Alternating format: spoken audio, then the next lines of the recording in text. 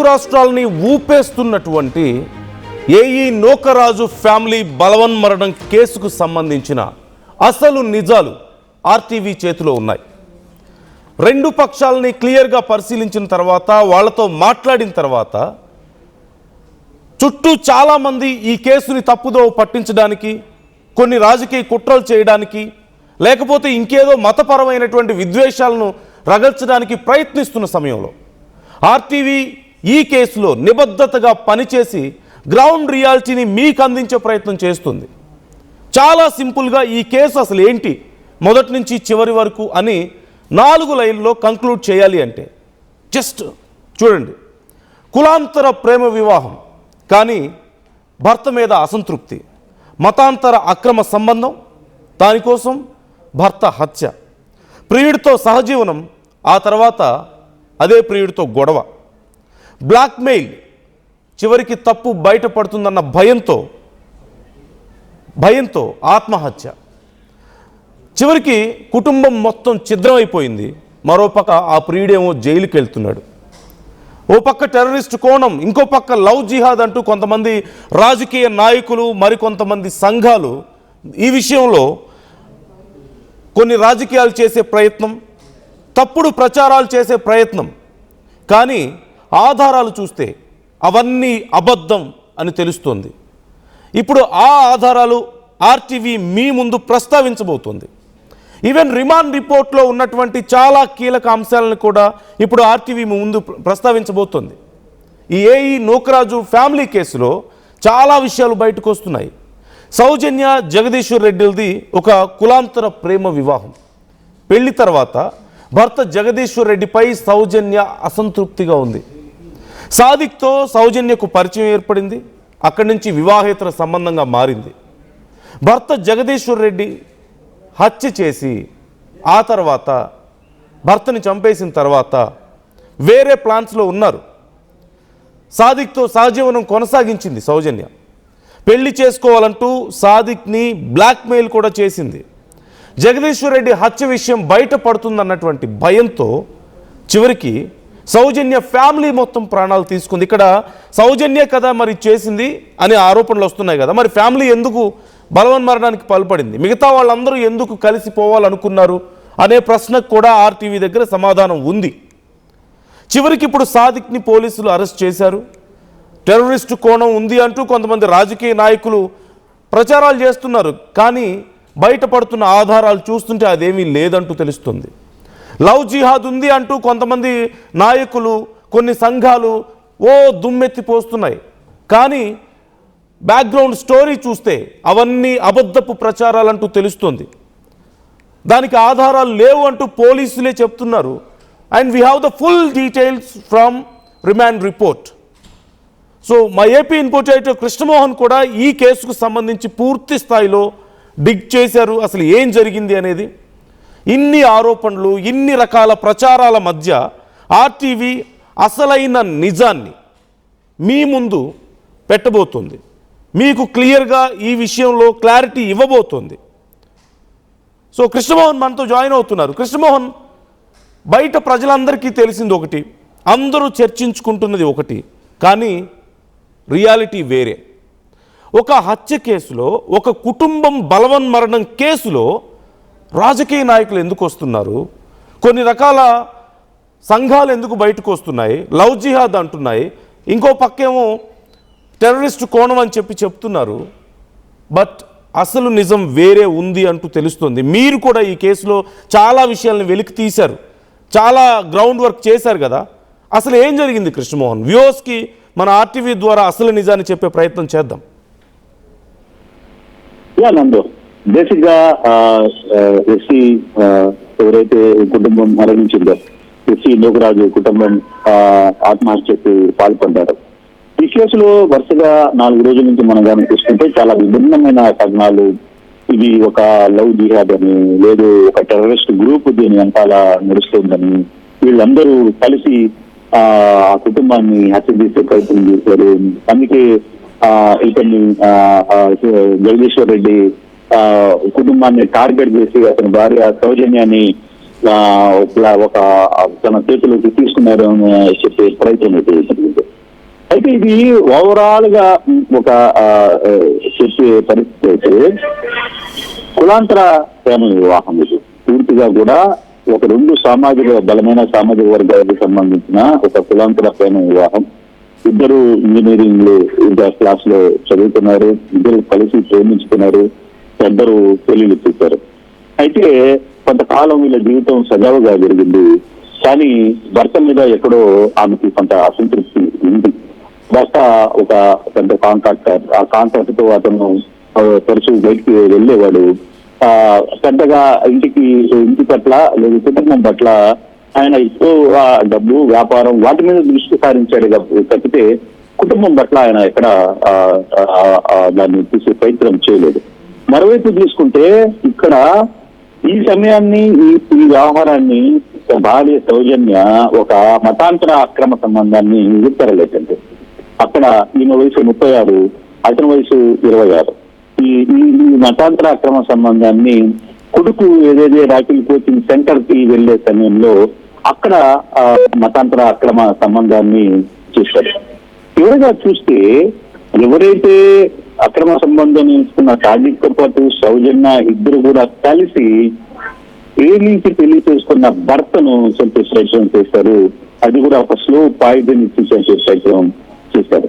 ఇది భర్త చనిపోయిన తర్వాత కూడా వీళ్ళ అక్రమ సంబంధం దాదాపుగా ఆగస్టు 1 నుంచి 15వ తారీఖు వరకు కూడా ఒకే ఇంట్లో జరిగింది. అంటే ఇది ఎంత సుదీర్ఘంగా జరిగింది అంటే చాలా కాలంగా ఈ అక్రమ సంబంధాన్ని జరిగింది. ఈ సంబంధానికి సంబంధించిన అక్రమ సంబంధానికి కూడా మద్దతు ఎవరైతే సౌజన్య తండ్రి నూకరాజు ఉన్నాడో, నూకరాజు నేరుగా వచ్చి ఈ కేసుకి సంబంధించిన వీళ్ళిద్దరు అక్రమ సంబంధానికి బలపరుస్తూ ఒక ఇంటికి అద్దెకి ఇచ్చే ప్రయత్నం కూడా తండ్రి చేశాడు. అంటే వ్యవహారం ఇంత సీరియస్ గా జరుగుతున్న పరిస్థితుల్లో ఒక్కసారిగా మళ్ళీ వీళ్ళిద్దరి మధ్య మళ్ళీ కొంత ఘర్షణ స్టార్ట్ అయింది. ఎప్పుడైతే సాదిక్ మరో అమ్మాయిని, మరో ముస్లిం యువతిని పెళ్లి చేసుకునే ప్రయత్నం చేసిన నేపథ్యంలో, ఆమెకి ఎంగేజ్మెంట్ కూడా జరుగుతున్న నేపథ్యం, ఆ విషయాన్ని తాను తెలుసుకుంది. తర్వాత వెంటనే సాదిక్ తో గొడవ పడింది. వాళ్ళిద్దరి మధ్య ఒకరినొకరు బ్లాక్ మెయిల్ చేసుకునే పరిస్థితి. అంటే భర్త జగదీశ్వర్ రెడ్డికి సంబంధించిన వ్యవహారాన్ని నువ్వు చంపావంటే లేదు, నువ్వు చంపావని చెప్పే ప్రయత్నం చేసింది మాత్రం ఇద్దరు కలిసి చేశారు. అంటే దాంట్లో ఒకరి మీద ఒకరు బ్లాక్ మెయిల్ చేసుకునే పరిస్థితికి వచ్చాడు. చివరికి సాదిక్ ఒకటే చెప్పాడు, ఆ రోజు నువ్వు నేను ఒకే సైనైడ్ పెట్టి నీకు ఇచ్చాను, సైనైడ్ తీసుకున్న తర్వాత దాన్ని ఏ విధంగా భర్తకి ఇంజెక్ట్ చేసావు, ప్రోటీన్ పౌడర్ లో కలిపి ఏ విధంగా అందజేసావు, నువ్వు స్లోగా అతన్ని చంపే ప్రయత్నం చేసావు, అవన్నీ కూడా సాక్ష్యాలు నా దగ్గర ఉన్నాయని చెబుతూనే మరో ఇంట్రెస్టింగ్ ఏంటంటే వీళ్ళిద్దరి మధ్య జరిగిన అక్రమ సంబంధానికి సంబంధించిన కొన్ని వీడియోలు కూడా పూర్తిగా సాధిస్తూ భద్రపరుచుకున్నాడు. తన ల్యాప్టాప్ లో పూర్తిగా విచ్చలవిడిగా వాళ్ళిద్దరూ ఉన్న వ్యవహారాన్ని భద్రపరుచుకున్న నేపథ్యం. ఇవన్నీ కూడా నేను చెప్తున్నాను కదా, పోలీస్ ఇంట్రాగేషన్ లో చాలా వ్యవహారాలు బయటకు వచ్చాయి. దాదాపుగా 27 పేజీల రిమాండ్ రిపోర్టు వచ్చింది. కానీ రిమాండ్ రిపోర్ట్ కంటే కూడా ఇక్కడ సాజిద్ వ్యవహరించిన తీరు ఏదైతే ఉందో అది వీళ్ళిద్దరూ అంటే సౌజన్య సాజిద్ ఇద్దరు భాగస్వామ్యంతో చేసిన ఒక తప్పు ఏ విధంగా ఒక కుటుంబాన్ని బలి తీసుకుందో చూడాల్సిన పరిస్థితి అయితే ఉంది. చివరికి భయంతో నూకరాజు కుటుంబం మొత్తం కూడా సూసైడ్ చేస్తుంది. నూకరాజు కుటుంబం ఎందుకు సూసైడ్ చేసుకోవాలి? ఇక్కడ ఒక ప్రశ్న ఉదయించవచ్చు డెఫినెట్ గా. మరి సౌజన్య కదా తప్పు చేసింది, మరి నూకరాజు ఎందుకు, వాళ్ళ కుటుంబం కూడా ఎందుకు సూసైడ్ చేసుకునే ప్రయత్నం చేశారు అంటే భర్తని చెప్పే రోల్లో తండ్రి పాత్ర కూడా కొంత ఉంది. ఆయనకి తెలుసు నూకరాజుకి, సౌజన్య తండ్రి నూకరాజు కొంత వ్యవహారం తెలుసు. అందులో జరిగిన వ్యవహారం జరుగుతున్న తంతు. మరోవైపు ఎవరైతే సాదిక్ ని తన అల్లుడుగా చూపిస్తూ ఆయనే వీళ్ళిద్దరూ కలిసి ఉండడానికి నేను రిటైర్ అయిపోతున్నాను కాబట్టి ఈ మధ్యలో మీరు నేను రిటైర్ అయ్యేదాకా అయినా సరే మీరు బయటపడద్దు అని చెప్పి ఒక ఇల్లు తీసి వాళ్ళిద్దరిని ఒక ఇంట్లో ఉంచే ప్రయత్నం స్వయాన సౌజన్య తండ్రి నూకరాజు చేసిన నేపథ్యం. దీంతో ఒక్కసారిగా కుటుంబం భయంతో మునిగిపోయింది. ఏం చేయాలో అర్థం కాదు, పరువు పోతుంది. ఒకవైపు ఎస్సీ స్థాయిలో ఉన్న వ్యక్తి ఏం జరగబోతుంది, మనం తప్పు మీద కూతురు విషయంలో తండ్రి సౌజన్య చేస్తున్న పొరపాట్లను చిన్న చిన్న పొరపాట్లు ఆ పెద్ద పొరపాట్లుగా మారుతున్నా కూడా అది దాన్ని కాపాడే ప్రయత్నం లేదు, దాన్ని నచ్చజెప్పే ప్రయత్నం చేయలేకపోయాడు. చివరికి సౌజన్య మాటనే తండ్రి కూడా వినాల్సిన పరిస్థితి వచ్చింది. దాంతో ఒకసారిగా సూసైడ్ మాత్రం కలిసి చేసుకున్న ఒక నిర్ణయం, చాలా సీరియస్ గా నిర్ణయం తీసుకున్న పరిస్థితి అయితే చాలా స్పష్టంగా కనిపిస్తున్న పరిస్థితి. సౌజన్య భర్త ప్రాణాలు పోవడానికి కేవలం సౌజన్య సాదిక్ మాత్రమే కాదు, వాళ్ళ ఈ కుట్రలో ప్రధానంగా సౌజన్య ఫాదర్ కూడా ఉన్నారా? అందుకే ఇక వేరే గత్యంతరం లేక తన పేరు కూడా బయటకు వస్తుంది అల్లుడిని చంపానన్న కేసులోనే. సౌజన్య సంబంధించిన వ్యవహారం, ఏదైతే వ్యవహారంలో భర్త జగదీశ్వర్ రెడ్డి చనిపోవడానికి కారణం ప్రధానంగా ఇద్దరు, సాదిత్ తర్వాత సౌజన్య. సైలెంట్ ని స్లో పాయిజన్ తెచ్చి ఇతను తెచ్చిచ్చాడు. తర్వాత భార్య సౌజన్య అంటే ప్రియురాలు సౌజన్య భర్తను చంపడానికి ప్రోటీన్ పౌడర్ లో కలిపి చంపే ప్రయత్నం చేసిన వీలుడు. కానీ ఈ వ్యవహారం అంతా కూడా తండ్రికి తెలిసినా కూడా అతను కూతురు చేస్తున్న వ్యవహారాన్ని అడ్డుకట్టు వేయలేకపోయాడు. ఎవరికి మరొక కొన్ని సోర్సెస్ ప్రకారం ఇప్పుడు తనకి అప్పులు ఉన్నాయని, సౌజన్య ఫాదర్కి అప్పులు ఉన్నాయని, అందుకోసమే ఆ డబ్బుల కోసం కూడా అతను ఈ విషయంలో సైలెంట్ అయిపోయాడు. అంటే అల్లుడు పోతే ఆస్తి మొత్తం వస్తుంది కాబట్టి దానికోసం కూడా సైలెంట్గా ఉన్నాడు నూకరాజు అని కూడా అంటున్నారు. ఒక ఇంట్రెస్టింగ్ విషయం ఏంటంటే, జగదీశ్వర్ రెడ్డి చనిపోక ముందు అంటే సౌజన్య నాన్నగారైన నూకరాజు కొడుకు ఇటీవల కాలంలో ఆయన కూడా చిన్న కాంట్రాక్టర్ చేసేవాడు. ఇటీవల కాలంలో ఆయన కూడా మరణం సంభవిస్తుంది. ఆయన కూడా ఒక యాక్సిడెంట్ లో చనిపోతాడు. చనిపోయినా కూడా జగదీశ్వర్ రెడ్డి భార్యని ఎంతగా ప్రేమించేవాడో చివరకు తండ్రి అంటే తన మామగారికి కూడా అండదండలుగా, ఆర్థిక సాయం అండదండలుగా అందించే దాంట్లో చాలా సీరియస్ గా ఆయన కూడా ఎఫెక్ట్ చేశారు. అంటే అల్లుడు ఎటువంటి వ్యక్తి మనకు అర్థమవుతుంది. ఈ కేసులో భార్యని బ్రహ్మాండంగా చూసుకుంటున్నాడు. అసలు వ్యాపార పరంగా ఆయనకి భార్య దగ్గర అందుబాటులో లేకపోయినా ఆర్థిక పరమైన అంశాలు లేకపోతే ఇతర పరుస్తున్న అంశాల్లో వారికి చాలా క్లియర్ గా మద్దతు ఇచ్చే ప్రయత్నం చేసేవాడు. అలాగే కొడుకు లేడు అయినా కూడా తానే కొడుకై నూకరాజుకి కుటుంబాన్ని కూడా ఆయన ఆసరాగా ఉండే ప్రయత్నం కూడా ఆయన చేసేవాడు. సో అటువంటి వ్యక్తిని వీళ్ళు ఏ ఉద్దేశంతో చంపాలనుకున్నారు? దీనికి సాజిద్ లాంటి వ్యక్తి ప్రమోట్ చేశాడా, లేదు ఈమె సాజిద్ దగ్గరికి వెళ్ళిందా? ఇప్పుడు ఇందాక కాసేపు క్రితం కూడా ఆర్టీవీ ప్రతినిధితో సాజిద్ తల్లి చెప్పే ప్రయత్నం చేసింది. అసలుకి ఈ మర్డర్ కేసులో మాకు ఎటువంటి సంబంధం లేదు, తల్లి ఆ అమ్మాయే మా అబ్బాయి వెనకాల వచ్చేది, మేము చాలా సార్లు మా ఇంటికి వచ్చినప్పుడు కూడా మేము చెప్పాం, ఇది కరెక్ట్ కాదని చెప్పాం, వాడు ఆ పిల్లోడికి దీనికి సంబంధం లేదు. కాకపోతే మేబీ తల్లికి కూడా తెలియకుండా ఆ సాజిద్ చాలా వ్యవహారాలు నడిపి ఉండవచ్చు, అది వేరే విషయం. కానీ ఈ కేసుకి సంబంధించిన వ్యవహారంలో మాత్రం డెఫినెట్ గా సౌజన్య వీళ్ళిద్దరి మధ్య జరిగిన, నేను అందుకే చెప్తున్నాను, ప్రియుడితో సహజీవనం కోసం చివరికి ప్రియుడితోనే ఘర్షణ పడి చివరికి ఆత్మహత్య ప్రయత్నం చేసుకున్న కుటుంబం నూకరాజు కుటుంబం. చివరికి పోలీసులు దీని మీద పూర్తి స్థాయి విచారణ చేస్తున్నారు. అంటే ఇప్పటికీ సాజిత్ని రిమాండ్ ఈ రోజు కస్టడీకి తీసుకోవాలి. కాకపోతే ఈ రోజు సెలవు కారణంగా రేపు కస్టడీకి తీసుకునే ప్రయత్నం చేస్తారు. ఈ రోజు కోర్టు సెలవులుగా కారణంగా అది టేబుల్ మీదకి వచ్చినా కూడా అది పూర్తిగా రాలేదు. అయితే ఇక్కడ ప్రధానంగా ఇప్పుడు మనం చర్చించుకోవాల్సిన అంశం 3 అంశాలు. ఒకటి, పొలిటికల్ నాయకులు ఇది లవ్ జిహాదీ అంటున్నారు, దీని వెనకాల టెర్రరిస్టులు ఉన్నారు అని చెప్తున్నారు.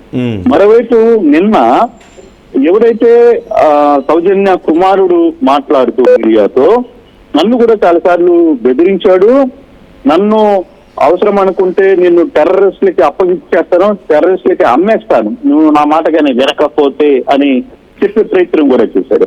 సో ఇన్ కేస్ ఒకవేళ నిజంగానే వాళ్ళ చెప్పిన కోణంలో పోలీసులు పర్యవేక్షణ చేస్తే ఇప్పటి వరకు కూడా ఎక్కడా పోలీసులకి ఇది లవ్ జిహాద్ అనో కావచ్చు, లేకపోతే ఈ పిల్లవాడికి సాదిత్కి ఎక్కడైనా పొలిటికల్ అంటే ఈ టెర్రరిస్ట్ తో సంబంధాలు ఉన్నాయా లేదా అనేది ఎక్కడ ఆధారాలు కూడా లభించలేదు.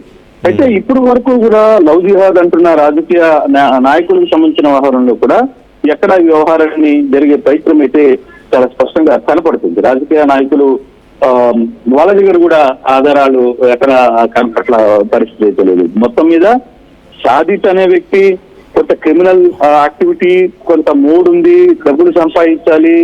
ఏదైతే జగదీశ్వర్ రెడ్డి ఉన్న ఆస్తిని, ఏదో జగదీశ్వర్ రెడ్డికి ఇంత ఆస్తి ఉందని ఎలా తెలుస్తుంది? భార్య చెప్పుకుంటుంది. భార్య అతనికి దగ్గర అయింది. పూర్తిగా కూడా నాకు ఇక్కడ సుఖం లేదు అని చెప్పుకునే ప్రయత్నం చేస్తుంది. మరోవైపు సాదిత్తో మరో ఆనందాన్ని పొందే ప్రయత్నం చేస్తుంది. సో వీళ్ళిద్దరూ కలిసి ఒక ప్లాన్ ఆఫ్ యాక్షన్ చేశారు. ఆ పోలీసులకి కూడా కొంత పూర్తి సమాచారం తెలుస్తోంది. వీళ్ళిద్దరూ కలిసి కొంత ప్లాన్ ఆఫ్ యాక్షన్ చేశారు. భర్తను చంపే ప్రయత్నం చేశారు. ఎక్కడైతే భర్తని చంపారు అనే వ్యవహారం వీళ్ళిద్దరికీ తెలుసు. దాంట్లో భర్తను చంపింది నువ్వే కదా అని చెప్పి ప్రియుడు ఎప్పుడైతే సాదిక్ వెంటబడి తిరగబడ్డాడో దాంట్లో వెంటనే వాళ్ళు ఈ కేసుకు సంబంధించిన వ్యవహారంలో కొంత భయానికి లోనయ్యారు. ఏం జరగబోతుంది, అదే వాడి దగ్గర ఎవిడెన్స్ ఉన్నాయి, లేదు మనం మన భర్తని చంపారంటే సమాజం ఏముంటుంది, సమాజం పూర్తిగా ఉంటుంది.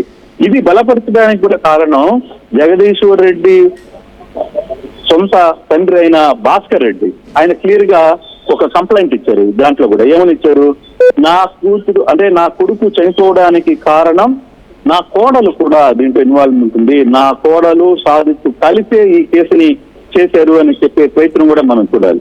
అయితే పూర్తిగా ఇన్వెస్టిగేషన్ చాలా చాలా నడవాలి. ఇంకా పోలీసులు కస్టడీలోకి తీసుకోవాలి, వ్యవహారాలను చూడాలి.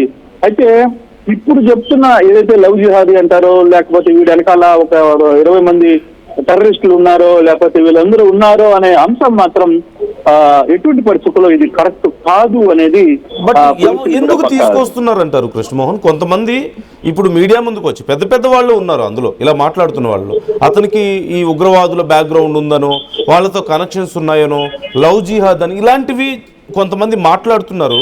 ఇవి నా చిన్న పిల్లోడి నోట్ల నుంచి కూడా అలాంటి మాటలే వస్తున్నాయి అంటే ఎలా అర్థం చేసుకోవాలి? ఎందుకని ఇది అసలు ఇంత పెద్ద ఎత్తున ప్రచారం జరుగుతుంది?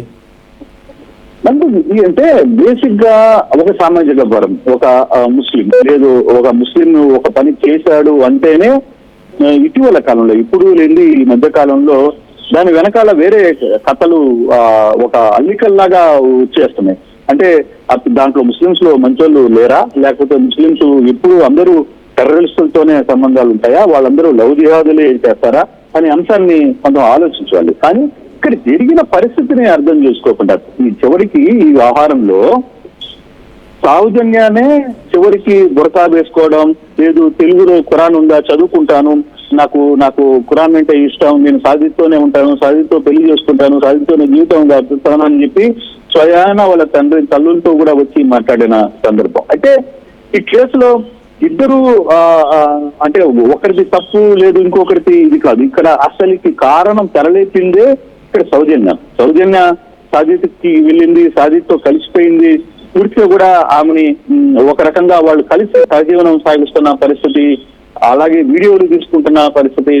తద్వారా సాదిత్ కి కుటుంబంలో ఉన్న సమస్యల్ని, లేదు కుటుంబంలో ఉన్న ఆర్థిక అంశాలని అన్నిటిని కూడా సాదిత్ కి చేరవేసింది. చివరికి భర్త చనిపోవడంలో కీలకంగా మారిన పరిస్థితి. ఇద్దరు కలిసి ఈరోజు భర్తని చంపేసిన పరిస్థితి కూడా మనం చూడాలి.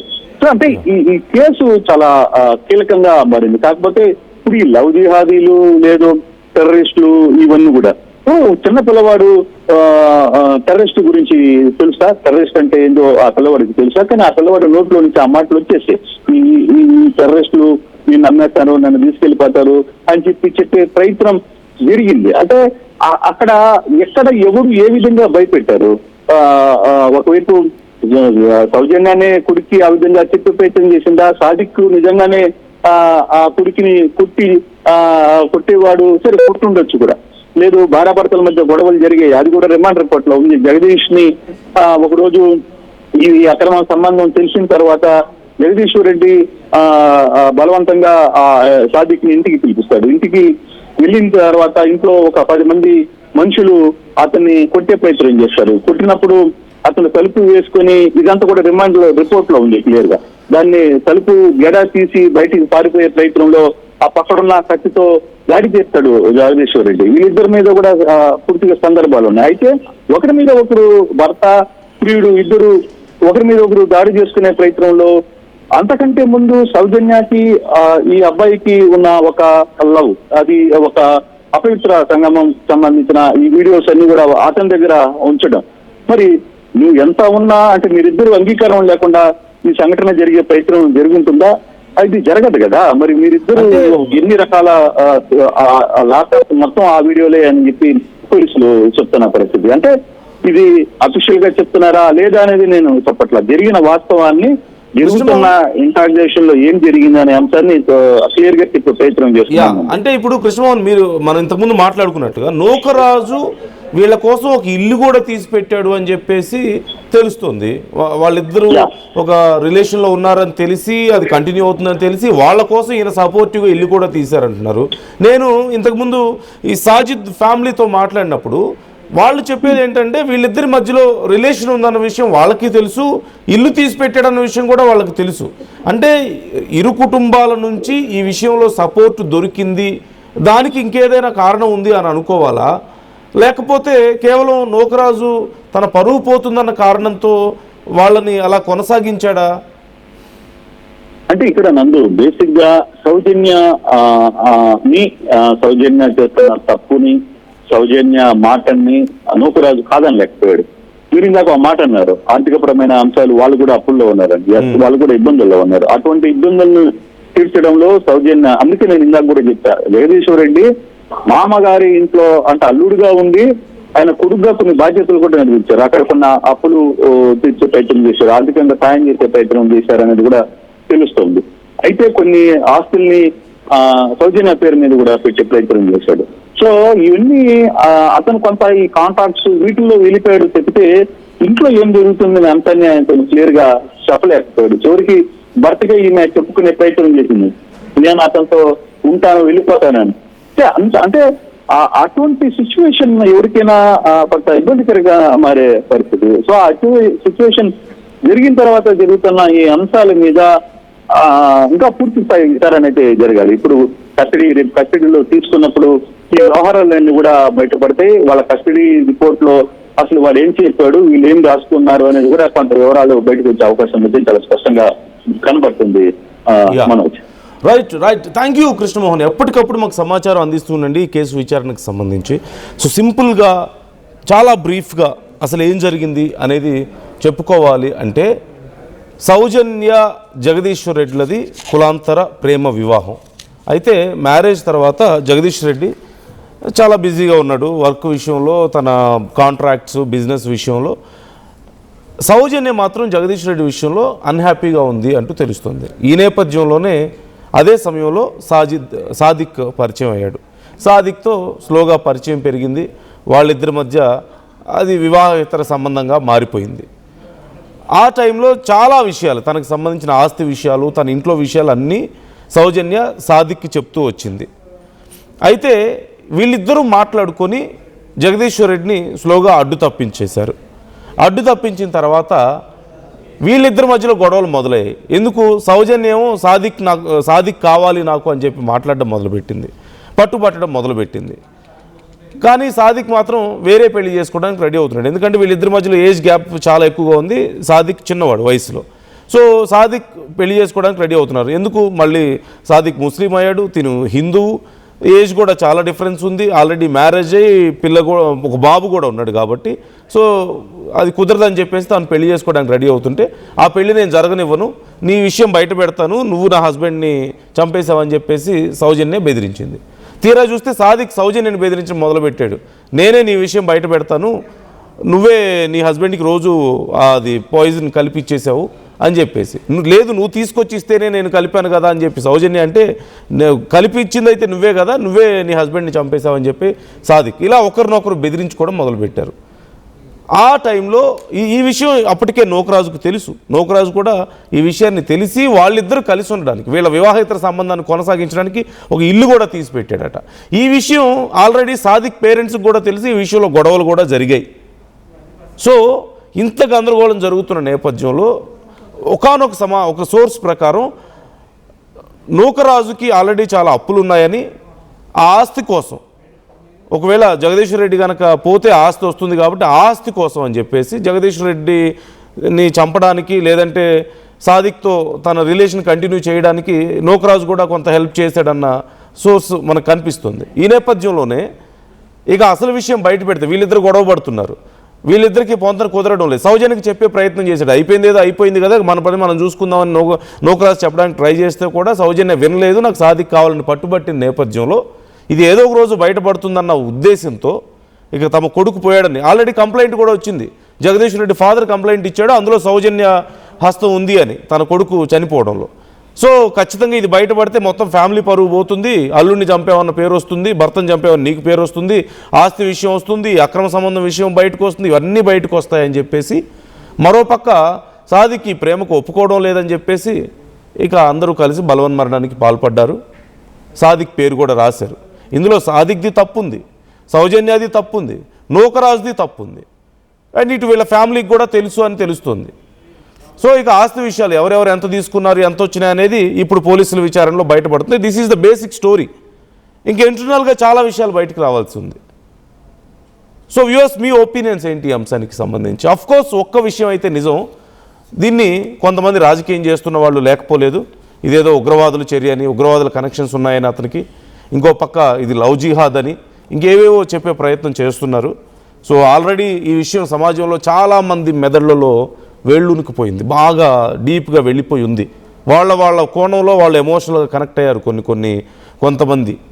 సో దానివల్ల అసలు నిజాన్ని బయటపడడం వాళ్ళకి నచ్చడం లేదో, పడ్డదాన్ని జీర్ణించుకోలేకపోతున్నారో తెలియదు. But this is the fact. ఎందుకంటే రిమాండ్ రిపోర్ట్ ఆధారంగా, రియాలిటీ ఆధారంగా ఆర్టీవీ మీకు ఈ విషయాన్ని చెప్తుంది. And so what's your opinion about this? Me opinions ఎలా ఉన్నాయి? కామెంట్ చేయండి.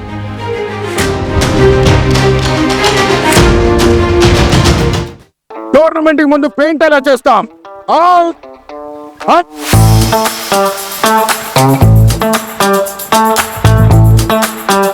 ప్లాన్ అయితే చాలా బాగుంది సార్, స్టేడియం పరిస్థితి చూడండి. టోర్నమెంట్ ముందు పెయింట్ ఎలా చేస్తాం? టెక్నో పెయింట్స్ ఉందిగా. Techno paints, township, dam, stadium లేదా మనీళ్ళు, పెయింట్స్ నుంచి పెయింటింగ్ వరకు పూర్తి సొల్యూషన్ కావాలంటే మేమున్నాం. కానీ సార్, టైంకి పూర్తవుతుందా? రోజుకు 23 లక్షల స్క్వేర్ ఫీట్ పెయింటింగ్ చేయగల సామర్థ్యం, 5,000 మంది స్కిల్డ్ లేబర్ టీం మా వెంట ఉంది. 23 లక్షల? అవును, ప్రపంచ స్థాయి రంగులు, అద్భుతమైన షేడ్స్ తో భారతదేశపు అసలైన పెయింట్ మరియు పెయింటింగ్ శక్తిని మేమే. We are Techno Paints. Techno paints.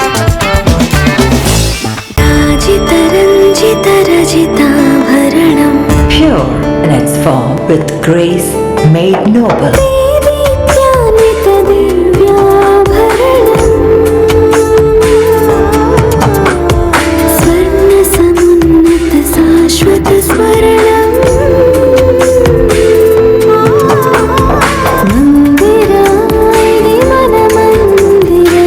Mandira Premium Silver Jewelry by Manipali.